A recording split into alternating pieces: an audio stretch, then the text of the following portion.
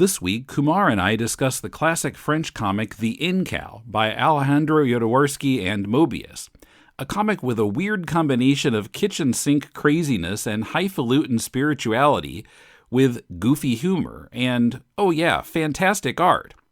First, support this and all of our shows by joining us on Patreon. You can support us for as little as $2 a month. Get extra content for $4 a month. Pledge $10 a month for at least 3 months, and you're eligible to review the book of your choice with me on the podcast. Go to patreon.com/deconcomics to join the fun. We appreciate your support. Apologies for the sound quality on my voice in this episode. My microphone input volume had somehow been cranked up too high. What you're hearing is Kumar's recording, in which I don't sound great, but it's better than listening to my recording. Sorry about that. And with that in mind, here we go. This is Tim. And this is Kumar. And this is Deconstructing Comics.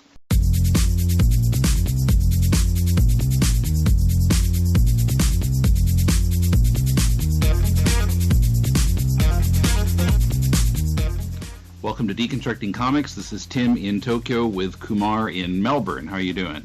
I'm pretty good. How are you? Okay.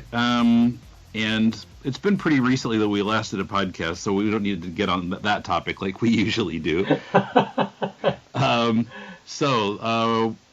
one thing that took a long time to do was this episode. This has kind of been on the docket for months and just kept getting put on the back burner because there were too many other irons on the fire, to mix metaphors. So this is the Incal. Written by Alejandro Jodorowsky. He's from Chile. Yeah. Spanish is his native language. So, yeah, see, I'll get to that in a bit, but I've heard it's pronounced Jodorowsky. Okay. It looks like Jodorowsky. It looks like a Polish name, but... I've always understood it to be Jodorowsky. Okay, well, yeah... I don't know. What do I know? Depends on what language background you're coming from. I don't know. I guess so, yeah. If it's German, a German would pronounce it Jodorowsky. Yeah, I don't know. Anyway, art is by Moebius, also known as Jean Giraud. Yeah, I would say it's the other way around, because Jean Giraud is his real name, and Moebius was his... He also went by Gur, was another pseudonym he had. Mm-hmm. Which I think he used for his westerns, the Blueberry series, okay. But don't quote me on that. And I'm not sure how we've been doing this podcast for 15 years almost and never talked about Moebius. He's kind of always been floating around in the background, but there's a bit of it, yeah. And there's a bit of a Euro comics gap, which is kind of why we're doing.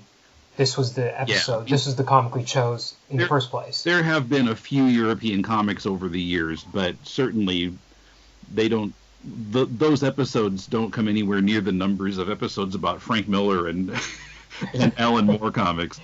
There was one. Well, trying to address that gap some years ago, I did an episode where we talked about a couple of different comics from Europe, and I called it "Give 'Em Enough Europe." Okay. Anyway, so yeah, the Incal. So this originally started in 1980 in Métal Hurlant, the French magazine that became heavy metal in English. Yeah. And then there was a prequel series before the Incal that started in 88 after the original series ended, and that ran until 95, and then there was After the Incal and Final Incal, so it gets up to 2014. Yeah, and there's actually a lot more than that, because there's this whole thing called the Yodoverse, because there's all these Metabaron spin-offs. So we'll get around to talking about this. There's a character in it who's like the universe's ultimate warrior called the Metabaron. But he comes from a whole line of Metabarons, and there's this whole tradition and stuff. So all those kind of books are included. There's a whole bunch of Metabarons books. So it's all under this banner that they call the Yodoverse. And before we even get to the Métal Hurlant stuff, this started out as Jodorowsky's attempt to make a movie of Dune in the 70s. I watched the documentary preparing for this episode. Right. That's an awesome documentary. I love it to death. It would have been a terrible version of Dune, but I think it's an awesome documentary. What he wanted to do in that version of Dune, if it even was really Dune. Yeah, yeah. You could barely call it Dune, but it's interesting. So that project fell apart, but some fingerprints of that project are on the Incal, like the Galactic Empire, which I guess is a bit of a stretch because that's in lots of science fiction. But there's one thing that was very specific I noticed was there's a character in here whose his job, his profession, he's called a mentrek, and he has been conditioned so that he can't betray the Emperoress of the universe. But the bad guys, quote unquote, kidnap his daughter and threaten her, and that causes him to overcome his conditioning and betray the Emperoress. Now, in Dune, they have what's called mentats, which are kind of human computers, and they're conditioned. Was it the mentat? So anyway, Dr. Yui in Dune was conditioned so that he could never betray the Duke, but then the Harkonnens kidnap his wife and maybe his daughter as well, so that he breaks conditioning and betrays the Duke. So it's almost like a literal, the mentrek and the mentat have come right across. Unless he was not maybe Yui wasn't, but anyway, he broke conditioning, and there are certain other little touches here and there. I kind of felt like maybe the Medusa creatures. There's a scene where they mention catching these giant Medusa, these giant jellyfish creatures with telepathic hooks, whatever that is, and that's a little bit like the hooks and the sandworms in Dune. Okay. And Moebius did the storyboards for Dune and did the designs, and I think some of that stuff is carried over into the Incal as well. Right. Well, yeah. So I wanted to talk about that movie a little more. So, sure. So Jodorowsky or Jodorowsky or however he wants to pronounce it, depending on what language you're speaking. So he had this idea to quote unquote adapt Dune, but it was really more kind of his own vision, and it would have run hours and hours. Yeah. And would have been unmakeable with 70s special effects. Yeah, it was like 1975. And he wanted to cast Mick Jagger and Salvador Dali and all these... Oh, the best was Orson Welles. Orson Welles. Orson Welles didn't want to do it, but he kept going to this... the story is amazing. So this is like late period Orson Welles, like big Orson Welles, physically big. And he was going to this restaurant every night, the same French restaurant. So Jodorowsky said, I will hire the chef and he'll be on set. And that's how he got Orson Welles to agree to play the Emperor. So you can eat. We'll work for food. And Salvador Dali was going to be in it as well. Right. Or maybe Dali was going to be the Emperor. I don't remember, but Dali was going to be the Emperor. Although he wanted so much money that they were just going to have him pay him $100,000 a minute, but only have him appear in 3 minutes of the film, and then make a model of him to stand in for him for the rest of the movie. Right, and Jodorowsky had gotten his own son to start martial arts training at the age of 12 or something, and tortured him for 2 years. To get ready to play the lead role of Paul. Yeah. And Paul's a little bit like Saloon in this as well. That's another tiny connection. But the Dali thing is interesting because I think before we even get into the comic with the Incal, I mean, we have to talk about Jodorowsky as a surrealist. Because he did make those two crazy movies in the 70s, El Topo and The Holy Mountain, which... Yeah, there are a few scenes from those in the documentary. You're like, what? Right. And I've seen them both. The Incal seems tame by comparison. Yes. Well, I'm actually going to say the Incal scene is more extreme because maybe the fact that it's a comic makes it exactly. That's where I'm kind of getting is I think he was kind of limited by cameras and special effects and, budgets in the movies. And, so you can kind of see that Dune would have been limited despite, the movie is so inspiring, creatively inspiring, when you see how much creative energy he had. And I think in his comics is where he really cuts loose. And there are so many, you're just blasted with ideas, and just everything has a name, like the telepathic hooks, like it's not mentioned before or after.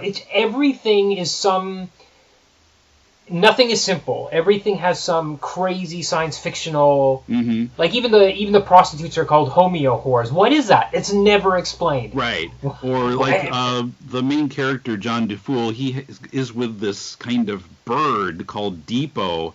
Who he gets the power to speak from the Incal, I guess. But there's also these like repeated references to him being made of concrete. But yes. But it flies. So it's never explained either. It's made of concrete. Right. How can this...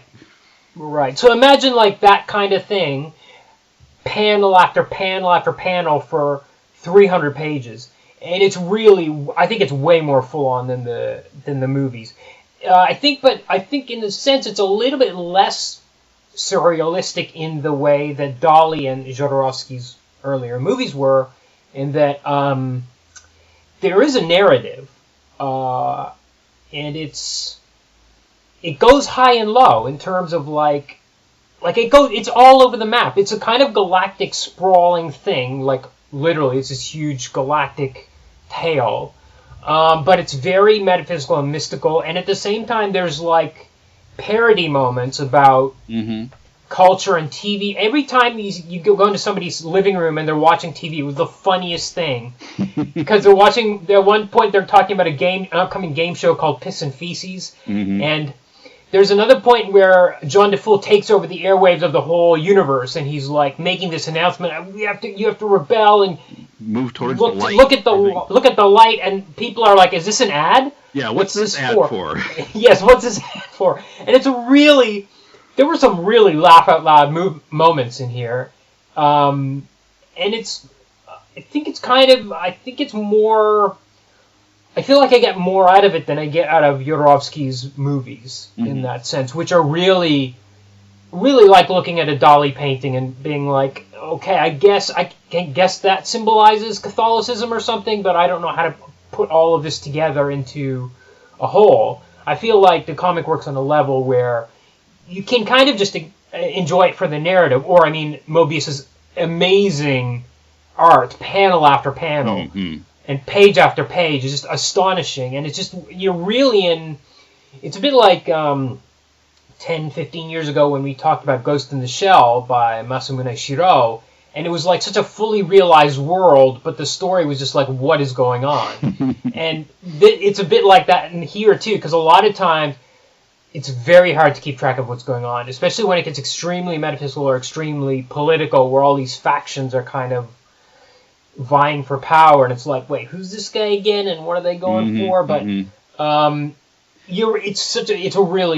it's a complete world, and you're in there the whole time. So I think you can kind of enjoy it on that level, even if you're the kind of person who doesn't appreciate or doesn't even like the surrealists.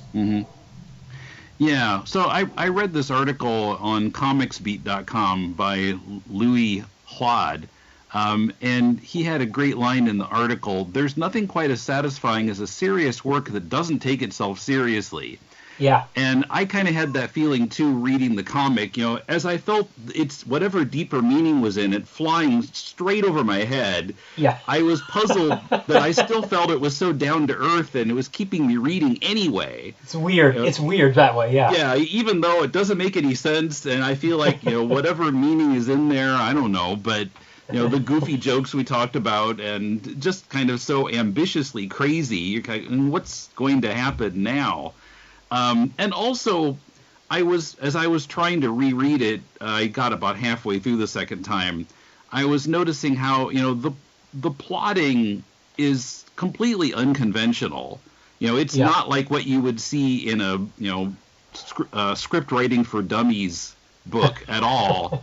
Where about halfway through the story, when DeFool and his group are moving, towards wherever it is they're going, down, and through a maze, and then up again, and the president with a Z, president, who has switched, he constantly is switching his brain to a different body, and is now in a robot body that's called the Necrodroid, and the Necrodroid is chasing them. And, in a normal, like, Hollywood movie or Marvel comic or whatever, he would catch up with them at a crucial point, and there'd be a point where it looked like all was lost, and then at the last minute they would beat him. Here, by the time he finally catches up with them, the Necrodroid is in kind of a weakened state, and it's already too late to stop them from doing what they wanted to do anyway. And it's anticlimactic, but also kind of refreshing to see it done a little differently. And it all feels so kind of stream of consciousness. It's just kind of like, well, now I'll do this, and then I'll do this, and then let's do this. Yeah, I think that's really true. And that part where they get to... So they're going into the sun core. So inside this one planet of the Galactic Empire is... this thing called the Sun Core, which I guess is where the Incal was formed. And we need to talk about what the heck is the Incal, because I'm not really sure, even after reading it twice. But the Incal was formed inside this thing, and they go... I can't remember why they needed to go in there exactly, but they go in there after they leave. The Sun Core explodes, and I was like, okay, why did it explode? That wasn't really clear. But then later, like book 6, they come back, and it's like... oh, the Sun Core hasn't exploded. Like, what? So somehow it's back, or they rebuilt it, or... I don't know. And John DeFool dies and comes back several times. He definitely comes back once, but that's explained. But the Sun Core thing was... I'll try to find that little bit. It was really... Oh, yeah, so they arrive back on the planet where the story started. And there's a line that the Incal must return to his birthplace, the Sun Core of Inner Earth. And then the Metabaron says, I thought it had exploded. The end. There's no explanation of... He just says, I thought it had exploded. Well, I did too. And it had exploded. We saw the panel where the sun exploded, and now it's back, and it's not... I do feel like a little bit like they... Because especially in like Volume 1, there's certain bits where people seem to know who John DeFool is. Like that first mutant. So a mutant shows up and hands the Incal to him. And he's like, John DeFool, I have to give you this. And he's like, how do you know who I am? Well, that's never explained. It's never explained who this mutant was. And then the mutant dies, and then there's this alien called the Berg inside of it. And that's never explained either. Why was there a Berg inside the mutant? And why did the Berg give the Incal to John? I think a lot of stuff was not ironed out when they started it, or they maybe changed directions or changed their mind about certain plot points or something. But there are certain seeds, certainly early on, that were never kind of not followed up, especially in Volume 1. Yeah, it does kind of wander. There is a downside to it not really being conventionally plotted, because it doesn't make much sense, but... Yeah. So who is John DeFool? Well, Wikipedia points out that he's based on the Fool in tarot cards. I would not have known. Well, interesting you should say that, because I did get a real tarot vibe from various scenes in the book, and I never made that connection that he's based on the Fool in the tarot. But there's especially... At the very end, there's this, they're all sitting in a circle, and they're all interacting with the Incal or something, and, like, some of them turn super old, and the one who's kind of a dog turns into 3 wolves, and the concrete bird turns into, like, a baby chick or something, like a chicken. They all kind of evolve into different things, but then John DeFool says, oh, actually, this is a representation of your rebirth, or this is a representation of your inner strength, or, like, each thing that they turn into... although it seems really negative, has a positive. And that's a really something you get from tarot. When I was reading that, I thought that, because I think there's a scene in the documentary where he does a tarot reading as well. Right? No, maybe. I don't remember it, but it seems like you know what it was? Terra was at least mentioned in passing, maybe. Right. So what I'm thinking of was one of the things was Jodorowsky did a Kickstarter for one of his most recent movies, and one of the prizes you could get, one of the rewards, was a tarot reading by him. Okay. So that was the Tarot Jodorowsky connection that I made. So yeah, I did kind of feel that in the book, but it's interesting that John DeFool was. That makes sense. He's kind of the most consistent character in it because he's always reluctant. Whatever they want him to do, he's like, no, I don't want to do this, and he stomps his feet and he pounds his fists, and then he gets kind of roped into doing it anyway. And it's almost once per volume, something happens where, like, John, we need you to do this thing. He's like, no, I hate this. I don't want to do it. Yeah, he wants to go back home and with his homeo horrors and his drink or whatever. I was imagining, like, if it were Luke Skywalker in Empire or Return of the Jedi, right, and going for Darth Vader. You know what? I don't want to do this. I'm just going to go back to Tatooine. And yeah. But really was like stomping his fists and screaming about it, like, I'm not doing what you tell me to do. Yeah. But they keep calling him a Class R licensed private investigator. Yeah. Whatever Class R means. It's one of those things. Yeah. But we never see him investigate anything. At the beginning of the story, he's a bodyguard, but that's the closest we see to him ever working on any kind of job. Yeah. I didn't quite understand why he needed to be a private investigator. That didn't really seem to be important, even though they kept saying it over and over. Yeah, well, he's consistently a private investigator, but we never see. Yeah, I don't know. Coming up, my favorite part of the series, the importance of androgyny, how the Incal has its own word balloon placement conventions, and more. I'm continuing to republish classic episodes of Deconstructing Comics in reverse order, unlocked by our patrons' generous support. This week's is number 64 from February 26, 2007, in which Brandon and I discuss Milton Caniff, famous for his comic strips Terry and the Pirates and Steve Canyon. The classic episodes can be found on our Facebook and Twitter feeds by clicking on the earliest months listed in the left sidebar pull-down menu at deconstructingcomics.com, or in publicly available posts on our Patreon page, or in the Patreon smartphone app. Classic episodes have been unlocked back to number 46. You can help to unlock earlier episodes by pledging. We're also approaching a goal that would unlock ad-free versions of our weekly Deconstructing Comics episodes that would be available to patrons only.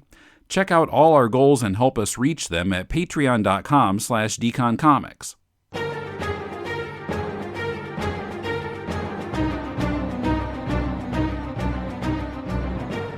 Welcome to the Superman Fan Podcast. My name is Billy Hogan, and I will be your host.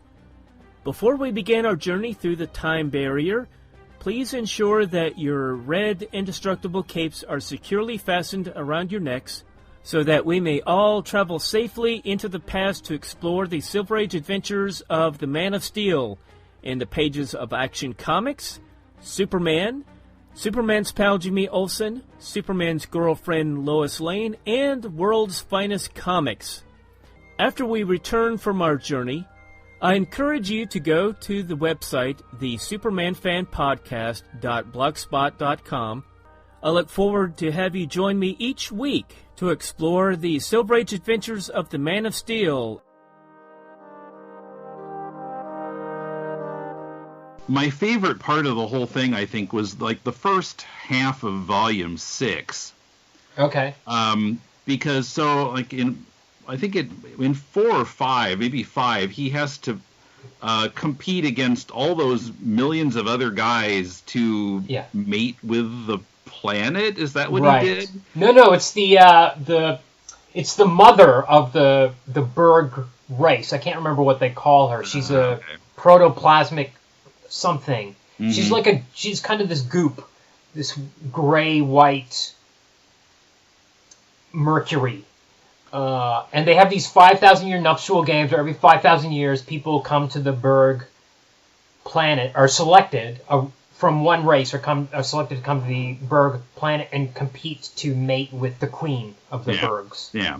And so he wins, and she takes the form of a human woman so he can enjoy it. And then when he comes back to the planet later, everybody looks like him, and they all hate him for it. Yes. And that was, I thought, the funniest part of the whole thing. And it kind of goes on for a while. I really enjoyed that part of it. Yeah. It was a pretty... it was kind of unexpected, but when he started flying back to the planet, you're kind of like, uh-oh. And so the first thing he does, he goes in to see some Homeo horrors. First thing, he's supposed to be there to enlighten this 78 million people in this galaxy who magically appeared there. He needs to enlighten them so that the universe can be saved. And he's like, well, screw that. I'm going to go see some Homeo horrors. And he walks in and they all look like him. And all the Johns look like him. And then he goes out and everybody on the planet looks like him. Yeah. Yeah, he's persona non grata there. When they find out who he is, then he has to run. I think it was echoed a little bit, 20 years after this in Being John Malkovich, in that scene where Malkovich goes into the tunnel into his own brain, and then he goes down there. Have you seen that? And I never have. I should. Okay, everybody, well, I'm spoiling it for you, but everybody he sees has his own face in his own mind, so it's a little bit like that. There's a lot of mating going on in this book too, and a lot of mating that hard to describe, but there's a lot of androgyny too. That's like almost a key thing, is like perfect androgyny as well, because Saloon, the Metabaron's son, is like perfectly male-female apparently. So she's able to become the next Emperoress, which is also a two-person kind of being, a being made of two halves, male-female. Mm-hmm. Yeah, but again, that's another thing that's like, okay, so now Anima is this. So there's these two women. There's Anima, who lives in the core of the planet, and which is filled with garbage that humans have thrown down there. She rides around on rats, giant rats and stuff. But she apparently, so she was a protector of one of the Incals. There were two. And she apparently disguised herself as a Homeo whore and got John to impregnate her with Saloon. Then she magically appeared before the Metabaron and forced the Metabaron to adopt Saloon and raise him as his son. But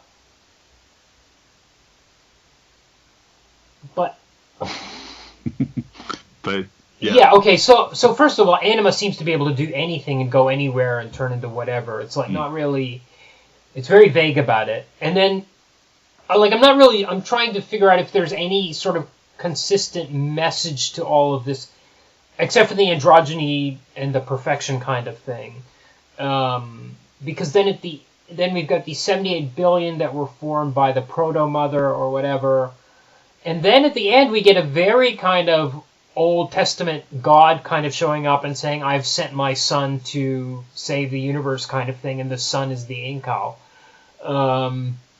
So again, I don't know, maybe there's some tarot biblical type of connections in there or whatever, but it's very hard. There's a lot going on. It's very hard to put together. Yeah, there's so many different parties acting, against each other, and there's the even though this group that's sending those black eggs out to eat suns. Right, those are the Techno Brotherhood, or the Technos, or they have a few different names.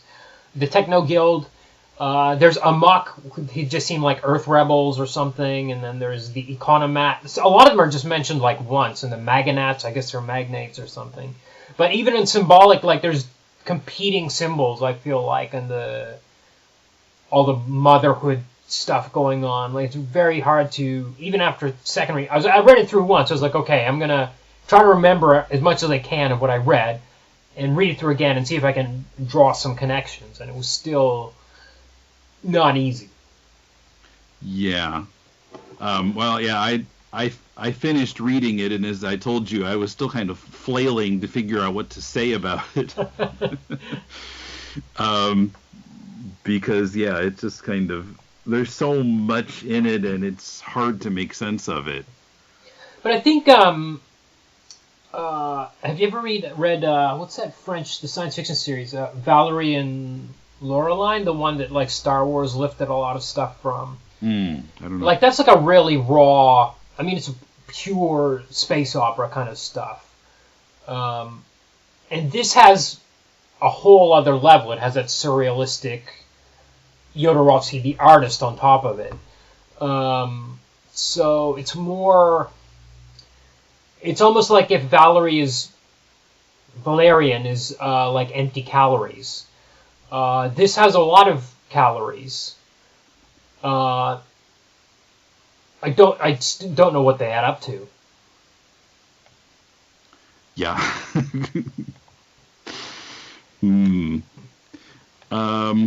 Yeah. Oh, the only other things before I get to that, as Hlad mentioned, it's kind of hard just from a comics perspective to read sometimes, or to figure out what order to read the word balloons in.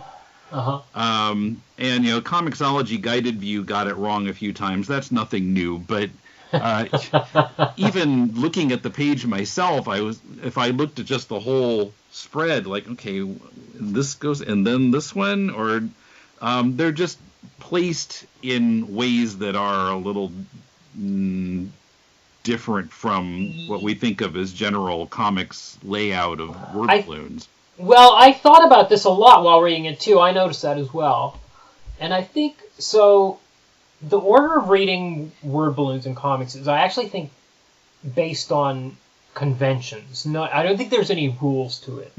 So sometimes the rule is, and I think that was the case here, the top panel, the top balloon, always gets read first. Mm-hmm. Even if there's one that's further to the right, further to the left, sorry. So if there's a balloon that's way off to the right, but it's the top one, that's first.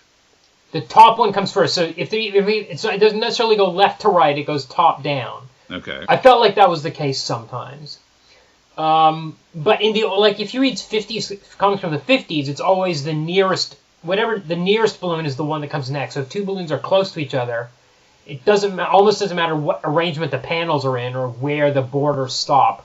If one stops higher up or whatever, you read them in the order of which words are closest to each other. I felt like here it was top down. I did feel like sometimes, and I know this because it comes up in manga translation, is sometimes the letterer could have lettered the wrong balloon. Because what happens is, especially if there's tons of people talking to each other, and that happens a lot in this book. The way the plot is driven forward is often by dialogue. There's an interesting panel where John DeFoe is in a huff about something again, and he runs off. But we don't see him run off. We see Anima saying, "John, please don't go." And his leaving, now it's very unusual. I mean, only very few artists, like Moebius and maybe Alex Toth, would be one that would actually not draw the guy leaving, and would just draw the face of someone saying, "Don't leave." And it's not even the main thing in the panel. So yeah, there's a lot of people talking, there's a lot of stuff going on. And I think sometimes if you have to number 10 panels, and then the letter goes in, or not 10 panels, 10 balloons or 11 balloons, and they accidentally swap 6 and 7. It can happen sometimes. But I did feel like you're kind of... was your eye supposed to follow a Z across the page, maybe? Sometimes. It was very hard to say. But yeah, for sure. I mean, the panel balloons, the balloons are sometimes out of order. Sometimes you're reading the response before you read the answer. Or before the question, I mean, yeah. Right. So what is the Incal? Well... Let's talk about this for... Okay, well, it starts out as some kind of small object that lets off a lot of light, and John eventually figures out that if he addresses it directly, it will talk to him and will fix problems for him, at least sometimes, or get him out of danger. And Depot the bird swallows it and becomes able to speak human language. And Well, and when he first swallows it, then John gets back to his home, and there are all these people lined up to ask, to talk to the talking bird. Right. He's giving them like spiritual advice or something. Right, because it started preaching, and then someone yells out, "I haven't had a bowel movement in 3 weeks," or something like that. That was the funniest. In 3 months, I haven't had a bowel movement in 3 months. Somebody yells out. How are you still alive? Yeah. Right. So, and then all these factions are trying to get it. So, I can't remember even exactly who. The Berg Empire wants it. Why? It's not really... We don't know yet. I feel like somebody else was after it too. Okay, so later we learn that maybe it was formed in the core of the planet, and there were two. There was the illuminated Incal and the black Incal, and... these two characters were meant to protect it. Anima was supposed to protect the black one. And the illuminated one was supposed to be protected by the other Tanata. Now, how did Anima lose the black Incal to the Techno Brotherhood? I don't remember if that's explained. How did the illuminated Incal get lost? I don't remember if that was explained. I thought it was protected. Anyway. So this thing, which I think, let's see if I can find it in my notes. I thought there was something about being the, so at one point, the Incal is described as being born of the Empire's most insignificant planet, pure consciousness and divine will. Okay. Whatever that means. So it's full of power. Somehow it was formed in the core of the planet. Now, when John mates with the Proto-Mother, he offers her the Incal in exchange for his life, because she was going to kill him after they mated. And she says that it rightfully belongs to the Bergs. Why? It came from another galaxy, I'm not sure why, but she agrees to the deal because it rightfully belongs to the Bergs. But then when he goes back to Anima, who he loves, not the Proto-Mother reneges on their deal, and she vaporizes John. And she doesn't take the Incal, so she didn't need it, even though it was rightfully belonged to the Bergs. I don't know, but then after they mate, and she goes away. I think when she goes away happy at some stage, there's some line about how now a new Berg Incal will be formed. So... what is that? What is an Incal in the first place? What is this Berg Incal that's going to be? Is it also a pure consciousness, divine will, little crystal, a pyramid-shaped crystal? Are there going to be two of them? What is it? Yeah, where does that word even come from? Incal. Yeah. Yeah. Well, I don't know. There's lots of names of things that are. Well, I don't know. I guess the other names have the kind of names that remind you of something or whatever, but like Saloon, it's like kind of Sol, the sun and the moon, sun and moon combined, and the Emperorus. Yeah, a lot of the names are clever. The Incal is a real mystery. Yeah. Did you have any takes on it while you're reading it, or did it even concern you? What it was? I was kind of waiting for an explanation, and there were contradictory explanations. It seemed like somebody thought it was a god, and somebody else said no, it's not. Or I don't know. I just kind of went with it after a while.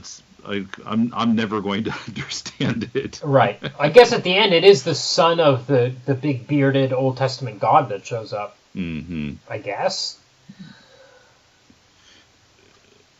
Yeah, I didn't make it through because the second time through I decided I'm not getting any more out of it than I did the first time. So instead I'll read some background material, which was how I found out about the documentary.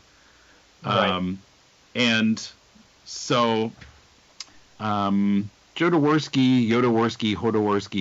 he one of the people he hired was Moebius, who did storyboards for the whole thing, and they made this big, thick book you can see in the movie, the book of all the storyboards, and I guess they passed it around Hollywood, and everybody said, "This is really impressive. There's no way we can make it."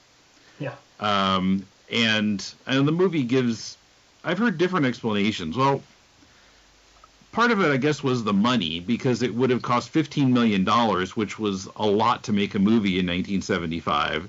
Yeah. Also, apparently, well, that other French guy, I don't remember his name, he says that they didn't trust Jodorowsky to be the director. Okay. And, that was part of the deal. He had to be the director. So they weren't going to make it with him involved.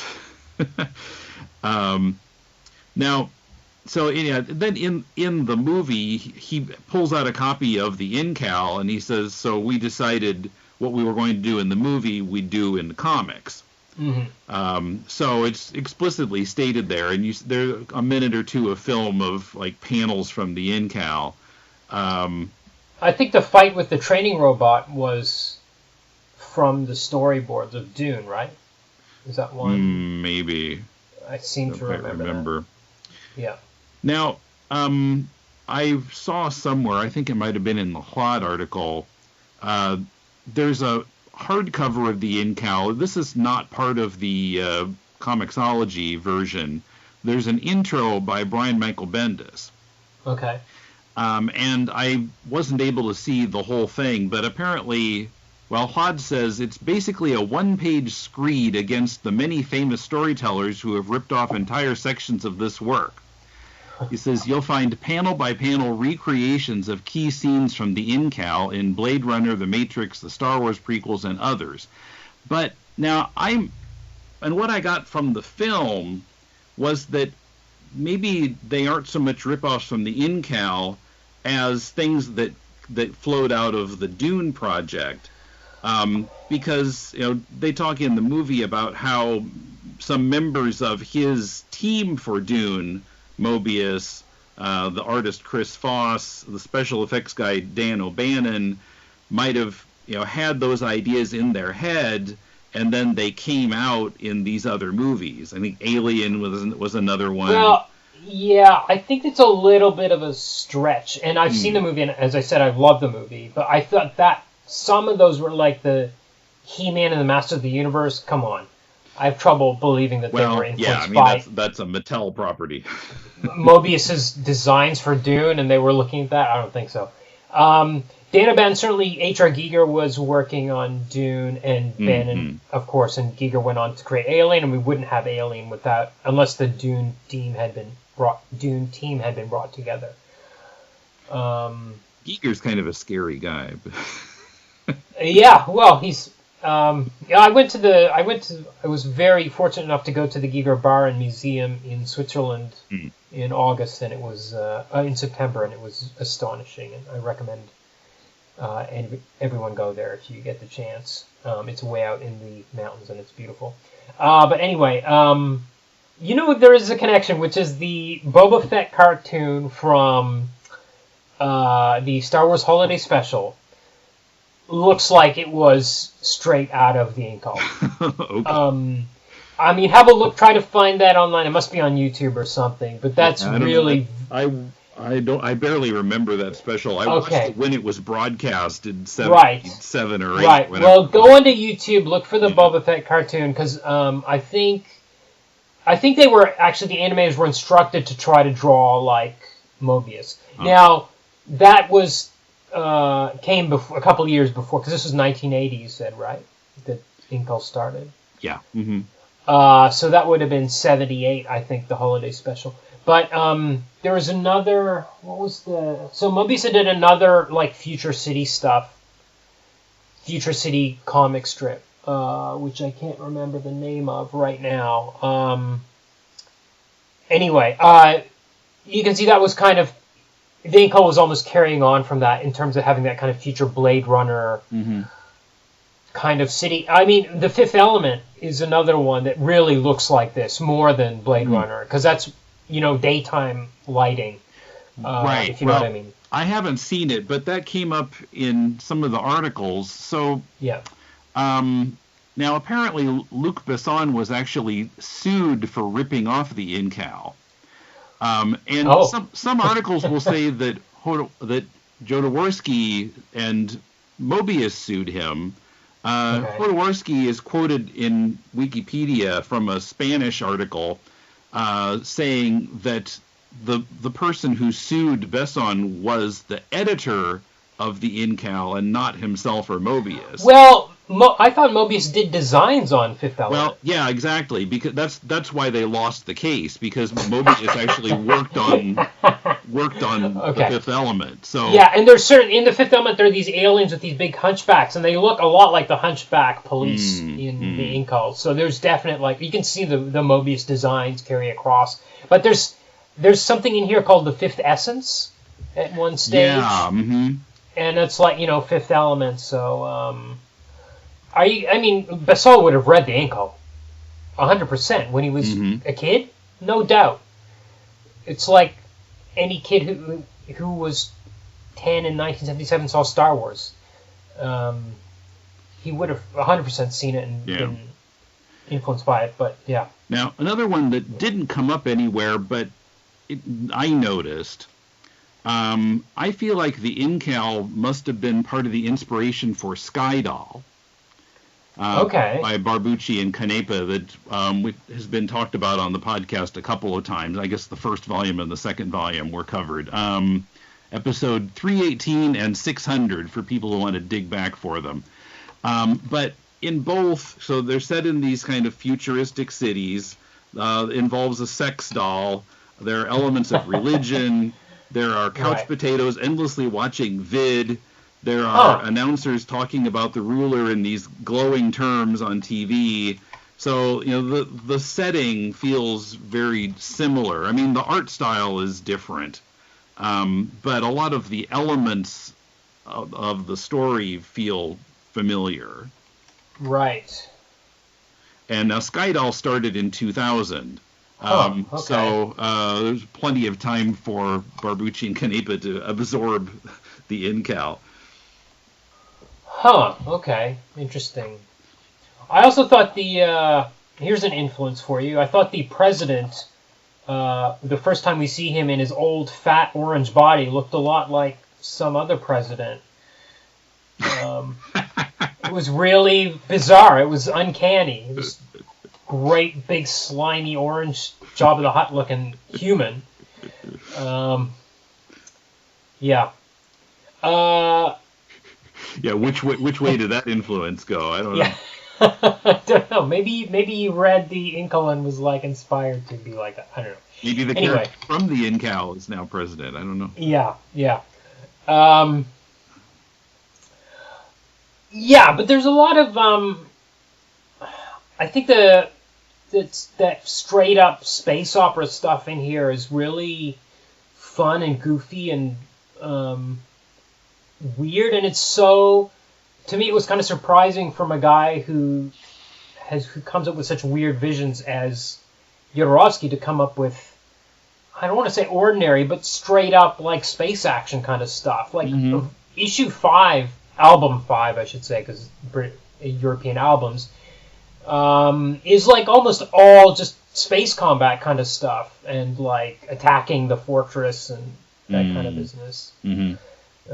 Yeah, I mean, it feels like that sometimes, but yeah, there's this whole kind of spiritual level to it, and because it's kind of makes it hard to grasp. Yeah, but then there's also, much like the TV watching, there's a scene where, the rich people, I think it's the president, maybe it is the president before he gets into the robo-body, but he's up there, lounging around like Marie Antoinette with all his rich, his court, and there's these lines of dialogue which are, let's smoke this grass, let's snort this powder. It's really funny, reductive satire of the super rich and the proletariat and everything. It's kind of got everything in it, whether you can make sense of it or not. I think the thing I liked about it was really, even when you lost track of it, you could just, a few pages later, you'd be able to kind of get back on board with something. There was something you could get back on board with, even if you didn't understand the previous scene or which faction was trying to get control from who or whatever. Right. It would go from those kind of highfalutin type of things back to something that was really ground level and familiar. Yeah. So yeah, I didn't completely lose hold of what was going on. There were things that I could say, oh yeah, that's amusing, that's familiar. But yeah, it was mixed in with all this, wild spiritual stuff. And also the number of scenes where there are like hundreds of characters in a panel, or thousands or millions, and somehow Moebius is able to represent that with very thin pen marks. Well, we haven't talked enough about that.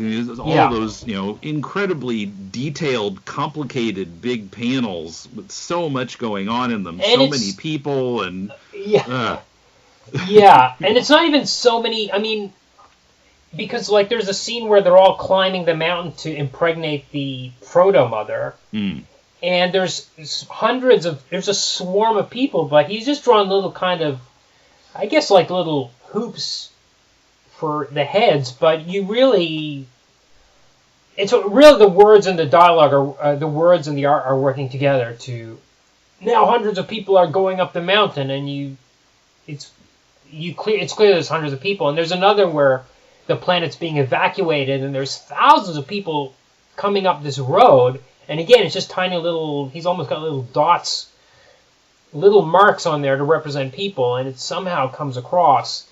But yeah, there's that, but everything, like all these weird things, like every little bit of tech has been designed as well. Like he's designed an enormous amount of stuff, and stuff that's only mentioned in one panel or something like that, but and then he's got to draw these things, which I don't know how Jodorowsky scripted it, but it's like, okay, now Saloon splits into two beings, black and white, that are like male, female, and you're like, okay, how am I going to draw this? And he draws this kind of amazing, strange, mystical stuff, and all these different planes. They're always going to different worlds, which looks very different from everything else, and it's just an astonishing achievement. Yeah. I'm just kind of skimming through Volume 5 here, trying to see if I could find that mountain scene. Just all kinds of other stuff going on here. Yeah, I love the... I think it's in Volume 4 somewhere. Is it 4? Yeah, but also 4, I love the shuttles that they take down to the water planet, because they're just like glass pyramids. They're just pyramid-shaped, made out of glass. They're really cool looking. I think it's a 4. I'm going to look for it too. Oh, right. So, page 41. Yeah, and there's swarms, hundreds of dudes. And sometimes it's very clear drawings of hundreds and hundreds of dudes swarming up. Oh, yeah, page 39. They're swarming up this mountain to try to reach the top, and it's just this battle between millions of people, and I can't believe it. I just can't believe it. He must, I don't know what kind of pen he used, but there's like the panels even before they're up the mountain, there's like all these guys in this huge battle, and you just have the tiniest little representations of heads and torsos, and it's unbelievable. Yes.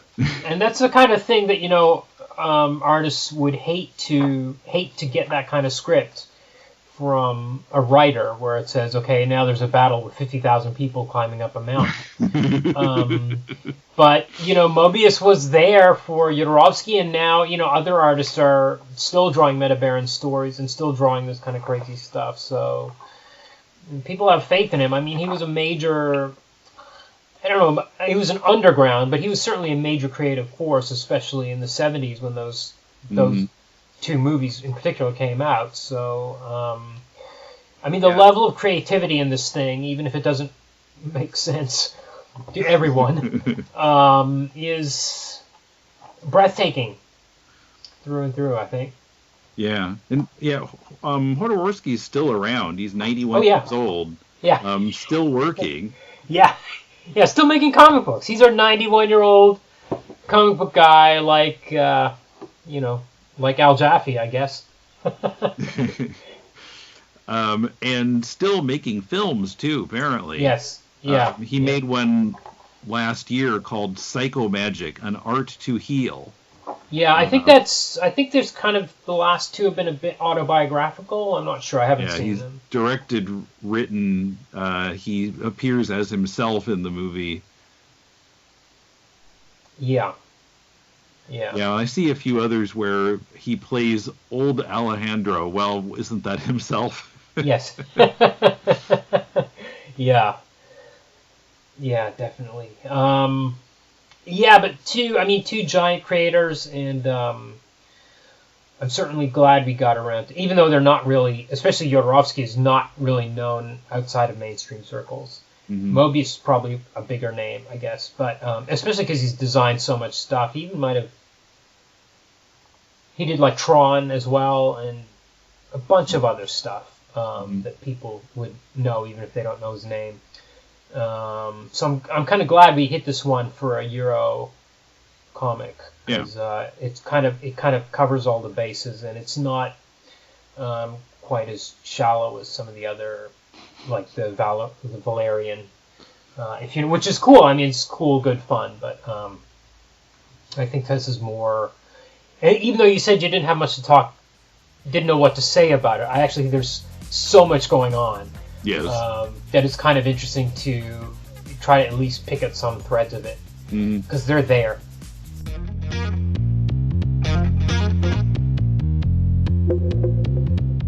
The Incal is published in English by Humanoids. Support this and all of our shows by joining us on Patreon. Our tiers start at just $2 a month. Pledge at least $4 a month to get our Patreon-only series, Spider-Man 1963 and Tim Catches Up with the MCU. Now that we've caught up on the Marvel Cinematic Universe, we're going to proceed with other superhero movies, starting with 2002's Spider-Man and the other 5 non-MCU Spidey films. At $4, you can also get opportunities to participate in the show. Go to patreon.com/deconcomics to join the fun. You can also help us get noticed by reviewing us on Apple or any other podcast source. Do your shopping at deconstructingcomics.com/Amazon so that we get a percentage of the sale. And share our episodes on your social media. We appreciate your support in bringing Deconstructing Comics, Critiquing Comics, and To the Bat Poles to a larger audience. Our theme is from bensound.com. Don't forget to check out our redesigned website and tell me what you think. It's at deconstructingcomics.com. If you're looking for some constructive feedback on your comic, send it to us and Mulele and I will critique it on our spin-off podcast, Critiquing Comics. Send it to mail@deconstructingcomics.com. We'll read at least 30 pages of it and critique it on the show. Next week, Mulele joins me to review the autobio manga, My Lesbian Experience with Loneliness by Nagata Kabi. Till then, this is Tim, and thanks for listening to Deconstructing Comics.